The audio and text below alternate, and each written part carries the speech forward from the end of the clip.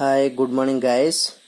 Already we have discussed the tross, different types of tross, and how to analysis the tross by joint method, and also we have discussed an example also. Okay, so today I shall discuss the section method.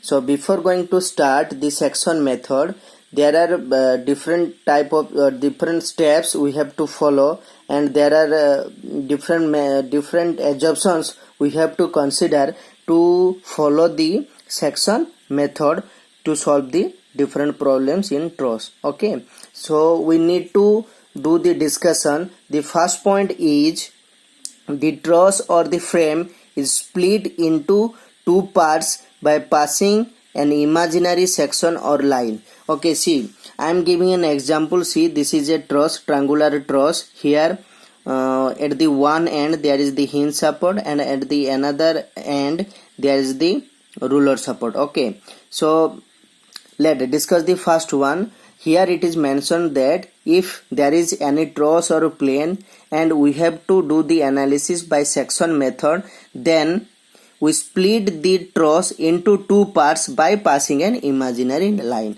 See, here I have passed an imaginary line. You can pass like this or you can pass like this. Okay, so you have to divide the truss into two sections or two parts by passing an imaginary line. Then second step is the imaginary section has cut in such a way that it does not cut more than three members, in which the forces in each member are to be determined. Actually, our aim is to determine the different reaction forces at the supports, and we need to calculate the different forces which are available on each member. Okay, so here it is written that after passing the imaginary line, that truss has divided into or cut into two sections. Okay, so how we can divide the section? Now we can divide the section in such a way that it does not cut more than three members. See, it is two member. So I have cut the section to the two members. Here it is written that we cannot divide this section more than three members. Why not more than three members? Because there will be three unknowns, and if we are cutting the members more than three, then perhaps there are more than three unknown forces, so we cannot solve the problem. Okay, then come to the third part.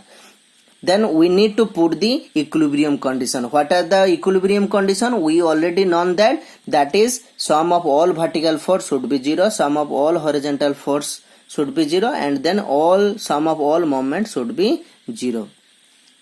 Now how can we apply? Now we can apply for one part of this section of truss, and the unknown forces in the members are determined. So we can put these three conditions, and then we can determine the unknown forces which are available in the members. Okay, then next point is, while considering the equilibrium condition, the nature of force in any member is or must be chosen arbitrarily to be tensile or compressive.